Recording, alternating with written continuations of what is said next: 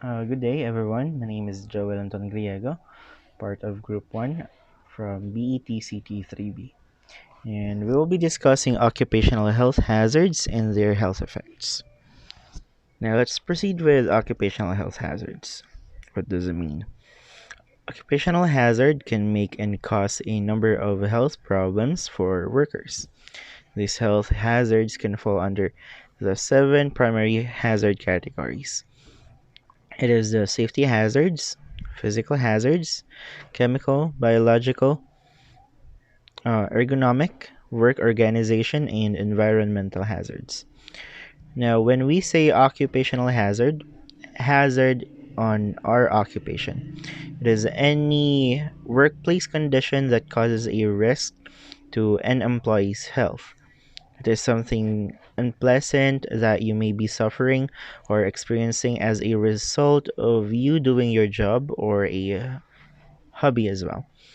It is it's like it is a circumstance or a certain scenario that promotes risks and promotes problems or like harm unto you. When we say hazard, it is any source of potential damage or harm to adverse our health. It would damage our health, uh, any part of our health. Could be physical, emotional, mental, and that would be the occupational health hazard. It is something that would affect uh, a worker's health. Now, when we say health effects or the health impacts, these are the changes in health resulting from exposure to a source. Health effects um, are an important consideration in many areas such as the hygiene, pollution, pollution studies, occupational safety and health, nutrition, and sciences in general. When we say health effects, the effects in our health, it is how a source can affect one's health.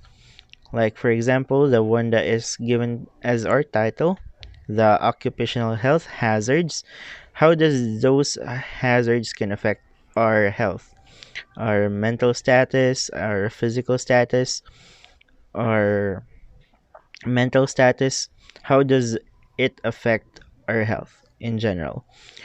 Um, now, there are many ways how our body, our health is getting affected by these hazards, and it will be discussed by the preceding reporters.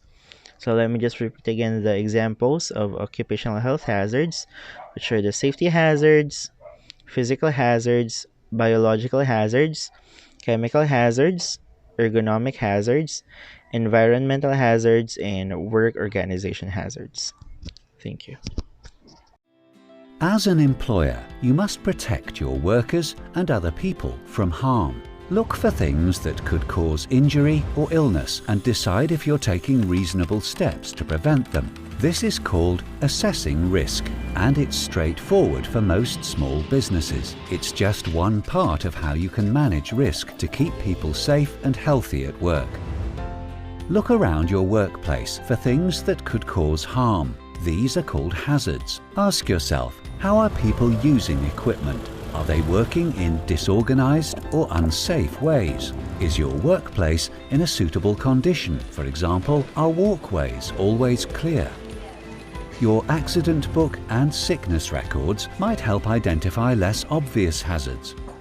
Think about hazards to health like repeated or heavy lifting, using chemicals, and causes of work-related stress.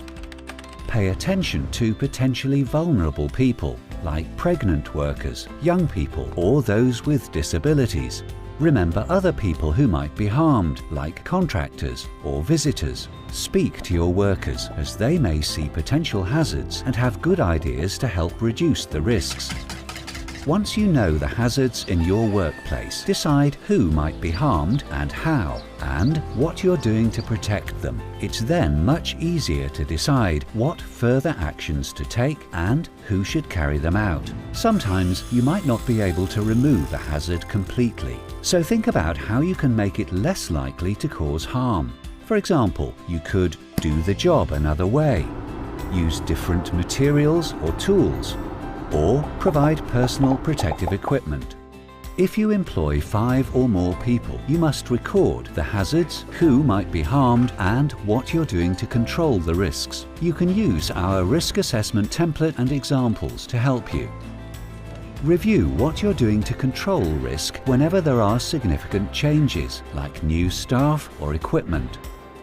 You should also review your controls if your workers spot a problem or after any accidents or near misses. Update your records with any changes you make. Protecting people is about what you do to control risks, not the forms you fill in. I'm John Vicaleco, and I will be discussing the first occupational health hazard, which is the safety hazards. Safety hazards, these are the most common and will be present in most workplaces at one time or another. They include unsafe conditions that can cause injury, illness, and death. This category includes any condition, substance, or object that can injure a worker, like working from heights, spills on floors, machinery with moving parts, confined spaces, steep stairs, or exposed electrical wiring. Kung mapapansin nyo dito sa definition ng safety hazards, ang mga condition or yung mga hazards na nabanggit is kadalasan na nasa workplace natin na pwedeng mag-occur or nasa mismong trabaho natin kung hindi na tayo magiging mindful sa ating mga ginagawa.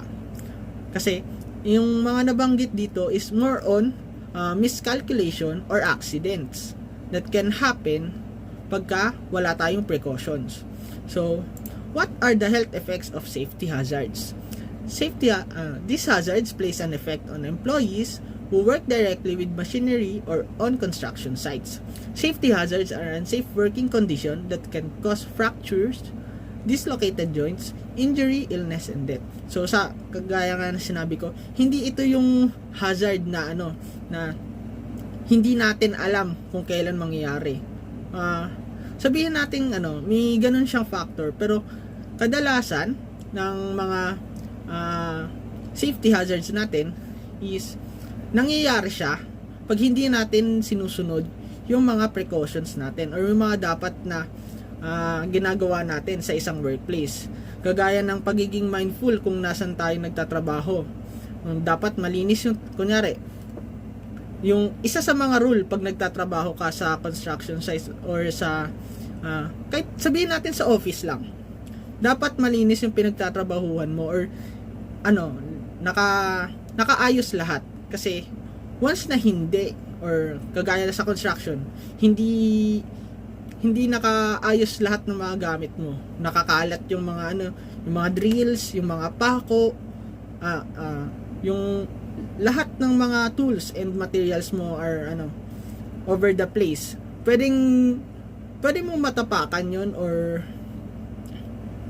aksidente kang ma-electrocute kasi hindi mo napansin na yung wire pala ng equipment mo is nakasaksak, tapos yung wire mo is exposed na. Kaya yung mga safety hazards natin, yun yung mga yung mga risk. Kaya ito yung mga real life application natin. Ito yung mga example. Number 1, anything that cause spills or trips such as scourge. Ito nag-occur ito sa mga trabaho natin na may liquid. Yung sa una sa spills may liquid. Kunyari nagtatrabaho tayo sa sabihin natin sa port, yung malapit sa yung kunyari palengke, ganun, 'di ba? Yung mga daanan doon or yung workplace na ginagalawan natin, basa siya kasi nag-aangkat tayo, diba, ng mga isda, mga yelo, and ayun, yung pinaka lugar mo is wet floor lagi. Kaya pagka hindi ka nagsusuot ng tamang equipment like yung rubber na boots, madali ka talagang madudulas sa mga ganong lugar. Katulad din ng pa, kunyari nagtatrabaho ka sa mga sabihin natin may mga oil dun sa trabaho mo. Nagtatrabaho ka, kunyari keeper ka ng sa storage ka, tapos may mga oil dun sa storage. Pwede kang madulas dun kasi ang grease or ang oil ay slippery pagka nasa floor. Kaya dapat natin meron tayong mga precautions or mindful tayo sa ating ginagalawan. Number 2, second, anything that cause fall, such as working from heights, including ladders, scaffolds, roofs, or elevated work area. So ito naman, pagka nakatungtong ka sa mga bagay or you're mounted in a higher place than mismong ground line, may risk to kasi hindi lahat ng natin ng ladders natin is stable, especially yung mga ladder na one way ladder lang, yung hindi naka-triangle. Kailangan talaga meron tayong pag-iingat pagka nagtatrabaho tayo sa mga gantong lugar kasi nandun yung risk na pwede tayong mahulog sa lalo na't kung mas mataas pa, kung mataas na lugar yung mahulugan natin, hindi lang bali sa katawan yung pwede nating maranasan, pwede pa tayong mamatay doon. So number 3, and the last one, unguarded and moving machinery parts that a worker can accidentally touch. So dito, kung alam nyo lang yung kung yung mga late machine, LATHE, yun yung mga machines na kadalasang may mga rotating, nagro-rotate kasi ayun yung parang pang-forma ng mga kahoy or bakal into round objects or round shapes.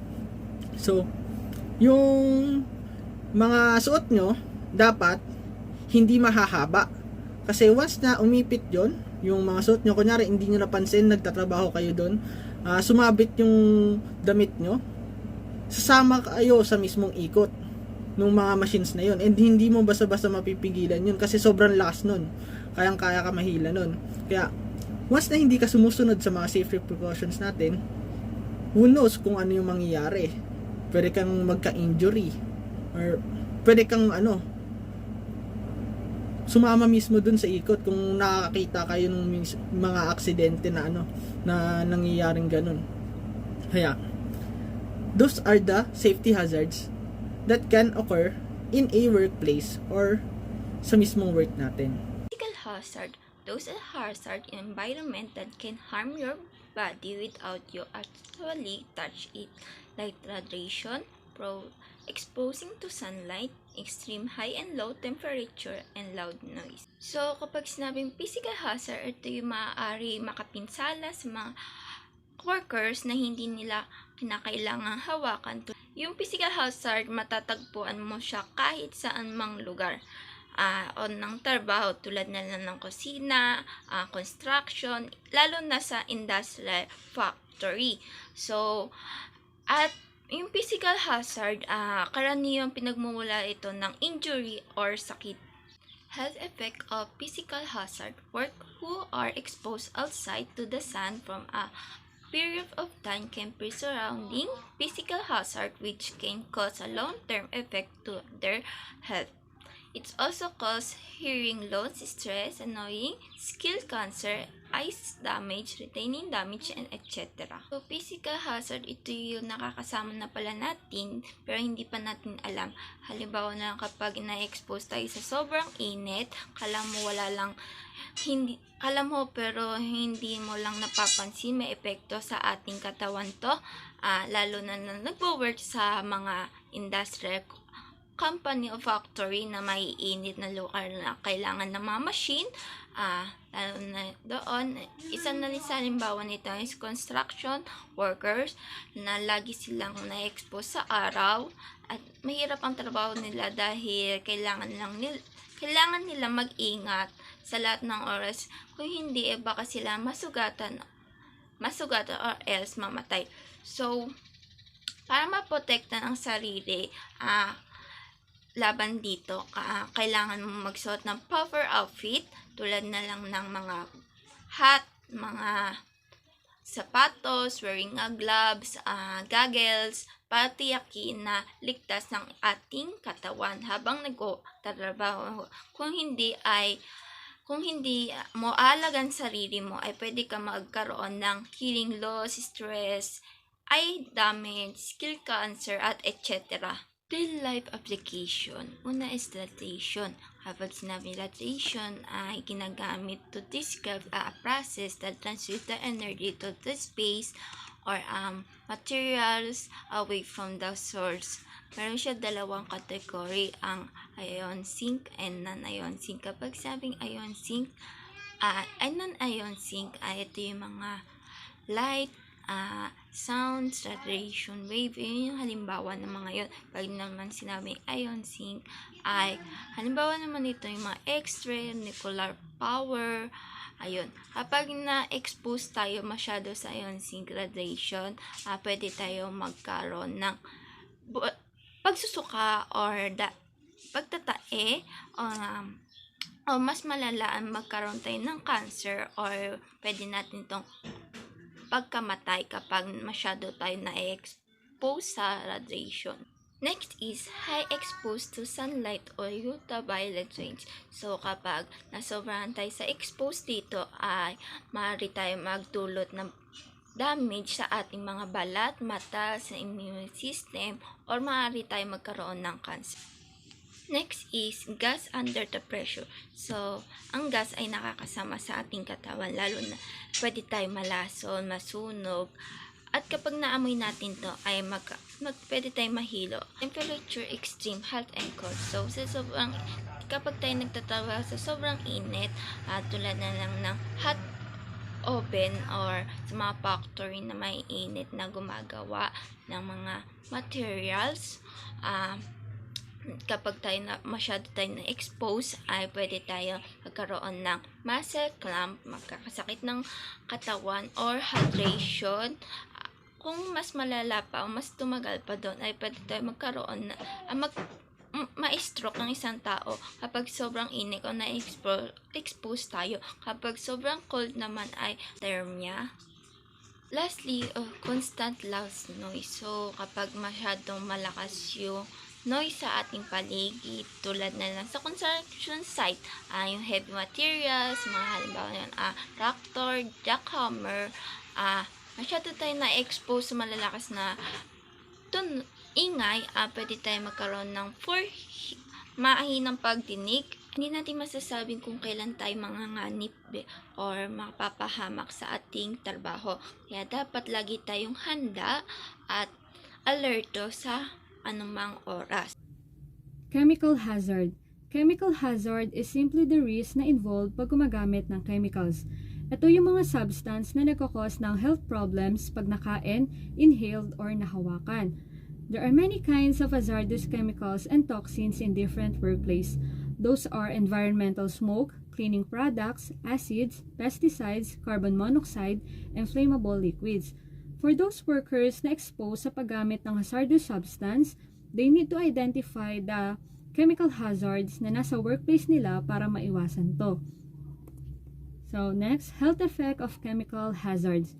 For some workers, chemicals cause illness, skin irritation, breathing problems, weakening of the immune system, development of allergies or asthma, reproductive problems and birth defects, and effects on the mental, intellectual, or physical development of children. In the workplace, chemical hazard can be health hazard and physiochemical hazard. So when we say health hazard, ito yung yung workers expose siya sa hazardous chemicals through inhalation, absorption through the skin, ingestion, and swallowing.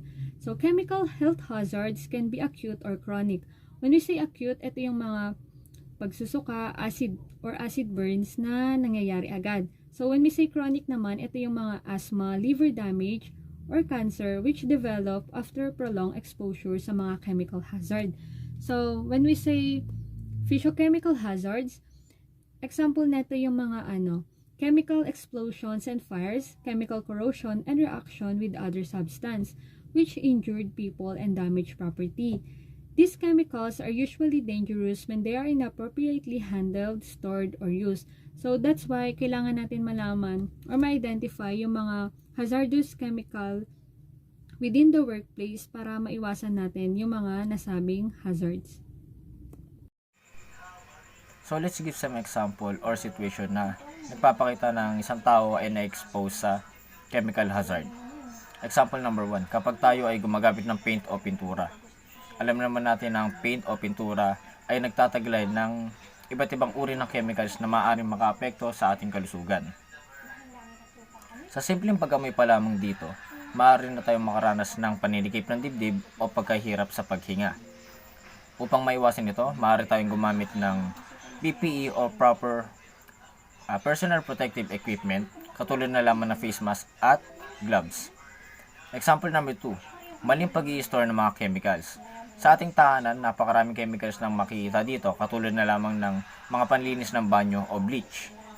May tago sa mga safe place upang maiwasan ng mga bata ng paglaruan ito at aksidente itong ma-intake or may halo sa ating mga pagkain.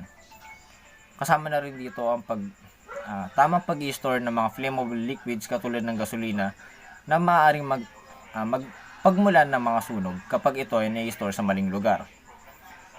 Always remember na prevention is better than cure. Huwag na natin hintayin na tayo ay masugatan o ma-harm ng ating mga chemicals kung maaari naman itong iwasan. Biological hazard. Biological hazards include exposure to harm or disease from working with animals, people, or infectious plant materials. Workplaces with these kinds of safety hazards include, but are not limited to, work in schools, daycare facilities, colleges and universities, hospitals, laboratories, emergency response, nursing homes, and various outdoor occupations. So basically, ang meaning ng biological hazard ay yung mga organisms or organic matter produced by these organisms na may harmful effects sa human health. Health effects of biological hazard. Biological health hazard can pose a threat to human health when they are inhaled, eaten, or come in contact with skin. They can cause illness such as food poisoning, tetanus, respiratory infections, or parasite infections. And meron tayong 3 health effects. Meron tayong infections, allergy, and poisoning. Sa infections, ito yung any organisms that can cause diseases. Examples, yung mga virus, bacteria, and fungi. And yung mga animals that can transmit infections to humans is called zoonotic diseases. Meron tayong direct transmissions para sa mga infections na to. Ito yung physical contact to infected persons or agent. And it can result sa mga exposures sa mga biological materials like yung mga dugo or bodily fluid. Meron din tayong indirect or transmission through surface contact. Yung mga ibang infectious agents, nagsusurvive siya sa mga surfaces for a extended period of time. And may iba ding inanimate objects na contaminated with infectious materials na pwedeng makatransmit ng diseases. At ang tawag dito ay fomite. Ang common objects nito ay mga door handle, surface table, coins, or cellphones, or yung mga bagay na madalas nating hawakan. Meron ding food or waterborne toxins infections, and it can be contracted via contaminated food and water. And this can be due to poor food handling, poor hygiene, or drinking contaminated water. Meron din tayong droplet or airborne diseases. And it can be contaminated through mucous secretions emitted from coughing or yung pagaching. Dahil yung pag-ubo and pagaching ay nagka-create ng droplets or aerosol infections na may potential na mag-transmit over certain distances like yung COVID-19 and influenza. And may mga droplets din na come from environment such as soil or water that can cause infections. Example dito is Legionella transmissions from aerosol droplets from water-based cooling towers. Meron din tayong vector-borne diseases. Ang vectors, yun yung mga organisms na nagka-carry ng mga disease-causing microorganisms and nag-aalaw na mapasa ito sa one another. Samples nito yung malaria or dengue sa mga mosquitoes, rabies from animals, and etc. Sa next sa infections is allergy. Animals and plants and their respective products can be allergical closing agents. Nakuha ito via direct inflammations of the skins or an allergic reactions. Kunyari, allergic ka sa peanut, kumain ka ng peanut, magkakaroon ka ng allergic reaction. Next allergy is poisoning.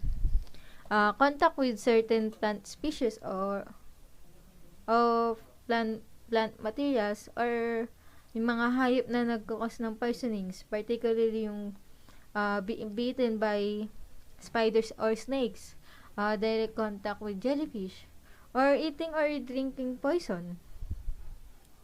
And meron tayong occupational factors. Importante ito para sa pagdetermine ng risk of encountering biological hazard. Meron tayo ditong type of occupations and location environment. Sa type of locations, yung mga outdoors workers like farm workers, wildlife rangers, construction workers, archaeologists, and etc. ay pwedeng ma-expose sila sa wide range of biohazards. And yung mga nagtatrabaho in close contact with mga animals and animal products, pwede silang makakuha ng infections like yung mga zoonotic diseases. And mga healthcare workers na or mga trabaho sa laboratories na expose sa bloods and fluids, at risk din sila nun. And high risk din yung mga garbage workers na nag-involve ng hand and liquid waste, rubbish collections, and disposal. Kasi sa basura, maraming sakit talaga. Susunod sa type of occupations, meron tayong locations and environment or environment. It can be prevalent in the geographical locations, such as yung malaria ay endemic throughout most of the tropics. Meron din tayong sa location environment, meron din ditong socio-economic factors. As well, yung mga certain cultural practices dyan na na pwede mong makalid ng contaminations ng infections. Tulad ng handshake, beso-beso, mga ganun. Sa location, sa palengke, wet market, it can also it can increase risk of zoonotic infections as well as food and water contamination. Yung mga pwede ding maging potential sources ng biohazard yung mga interworkplaces tulad ng mga offices, yung mga ganon, particularly yung mga enclosed space areas na may poor ventilations or yung mga public areas. Ngayon, sa pagkontrol ng biohazard, meron tayong hierarchy of controls. Meron tayong eliminations or inire-remove natin physically yung hazard. Substitutions, nire-replace natin yung hazard. Engineering controls, in-isolate natin yung mga tao from the hazard. Administrative controls, binabago natin yung way people work. And PPE, pinoprotektahan natin yung mga workers with personal protective equipment. Ang tulad nga sa mga ibang hazards, ang priority for control natin is eliminations of biohazard. This can be by eliminating the source of biohazard, especially yung pagde-designs natin ng mga air conditioners para ma-eliminate natin yung water as a reservoir for Legionella. Eliminating the biohazard agent.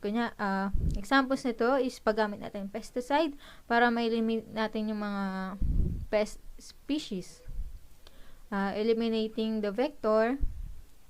Examples nito ay eliminations of vector species such as birds who act as vectors for cytosis.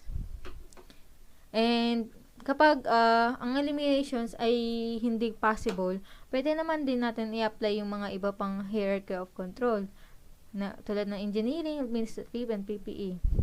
Sa engineering or bioengineering controls, dito pinapractice yung ginagawa yung mga vaccines and antibacterial or antiviral medications. Chine-change or ini-improve pa nila yung ventilation systems. Tulad nga nung minention ko kanina na ini-improve yung air conditioner, yung designs ng air conditioner. Engineered safe needle devices, and gumagamit din dito ng automated equipment. Sa administrative controls, meron tayong policies and procedures, routine practices such as universal infection control procedures, and yung mga iba pang safe work procedures. Meron din tayong immunization programs tulad ng mga vaccine programs. Training, and meron din tayo ditong quarantine and isolation procedures sa administrative controls. And sa personal protective equipment naman, meron tayong gloves, protective clothing, eye protection, face protection, and respiratory protection. Ergonomic hazard. This hazard put a strain on your body over a period of time. You may just feel sore or cramp in the short term, but repeatedly sitting or standing in awkward position or completing the same movement over and over across a long period of time can lead to long-term injury and illness. Mga example nito is yung awkward position, like yung nakakuba, tapos noise, and also work stress. Yun. Pag repeatedly pag paulit-ulit siyang ginawa, magkakos siya ng injury or illness po. So, moving on po sa work organization hazards, which are the hazards that cause stress, that is short-term effect, and strain, that is long-term effect. These are the hazards associated with workplace issues such as workload, lack of control, and or respect, etc. So, ang sinasabi lang po dito na ang work organization hazards ay mga hazards or stressors po na nagkakos ng stress or strain sa mga employees during po sa course of their work. Next naman po is yung health effect of work organization hazards. Bali, ang work organization hazards po are stressors that cause psychological hazards such as tension, anxiety, or strain to workers, which also leads to stress, anxiety, depression, and can even have an adverse effect on an employee's mental health or well-being. It only means to say that work organization hazards can also affect the well-being or mental health of a person, as well as the productivity and even the physical health that are typically associated with how a workplace operates. Then, susunod naman po is yung real-life applications such as, number 1, workload demands. So, excessive workload po is considered as hazard because it may lead to work-related stress, which in turn can lead to ill health, both physical and mental. Number 2 po is workplace violence. Bali, ito naman po is yung mga kahit anong act or threat or physical violence, harassment, intimidation, or other threatening, disruptive behavior na nag-occur po sa worksite. Number 3 is intensity or pace. Number 4 naman po is lack of respect, meaning po is low regard or esteem for someone or something. Number 5 is flexibility or control or say about things. Number 6, social support or relation, which indicates the share of people who report having no friends or relatives whom they can count on in times of trouble. And last po is sexual harassment, which is a very known workplace hazard that can cause psychological and physical harm. Next naman po ay environmental hazards. Environmental hazards are constantly changing with increasingly unpredictable and extreme weather and climate. The bad news is that they are mostly out of control, but the good news is weather challenges and hazards are somewhat predictable with the change in season and advance in meteorology. So, sa environmental hazards, meron tayong natural disaster na hindi natin napipredict kung kailan mag-strike yun, katulad ng lindol, bagyo, wildfires, and etc. Minsan, tayo yung nagkukos ng mga paglala ng environmental, ng mga natural disaster. Katulad na lang nung baha, kapag nababarahan yung mga drainage, sewers, or yung mga daluyan ng tubig. Ngayon, sa generation natin, mas madali naman natin nang mapipredict kung kailan mag-strike yung bagyo kasi sa meteorology na nakikita na nila sa pag-asa kung nasan yung pwesto ng bagyo, kung gaano kalakas yung bagyo. So, mas nagiging ready tayo sa mga ganun. And also sa seasons, kapag sobrang yung init, tag-init, or yung sobrang ulan, tag-ulan. Next ay health effect of environmental hazards. Environmental hazard can affect human health in a number of ways. From contributing to chronic diseases like cancer or acute illnesses like heat exhaustion and asthma or other respiratory diseases. One can even develop mental disabilities. So, yung mga environmental hazards ay may malaking epekto sa health ng tao. Katulad ng sabi ko kanina, may mga natural disaster na hindi natin may iwasan. So, kung yung mga workers kailangan nilang tumawid ng baha or mag-commute ng naulan, so mas nakaka-prone sila sa sakit. Pwede mag-cause sa kanila ng mga chronic diseases like cancer or acute illnesses. Or kapag naman sobrang init, pwedeng mag-cause yun ng heat exhaustion, mga dehydrations, and etc. Real-life application, extreme temperature kapag sobrang init ng lugar or sobrang lamig na pabago-bagong klima, nakalagay din yan dito. Extreme precipitation, ito naman yung malakas na pag-ulan or pag-snow. Pero sa Pilipinas, mas nararanasan natin yung paglakas ng ulan na hindi na normal or nag-exceed na yung lakas ng ulan sa area na yun. Next naman ay dangerous level of noise. Yung mga workers naman to na malapit sa kalsada, mas prone silang maka-experience ng noise pollution dahil sa mga sasakyan or sa ingay ng cities or lugar na yon. Pwede rin sa mga factories kasi mas exposed sila sa ingay ng mga machines and etc. Dangerous level of radiation, ito naman yung sobrang exposed ng workers sa init or sa tapat na tapat sila sa araw buong maghapon. Karamihan dito mga construction worker, ganun.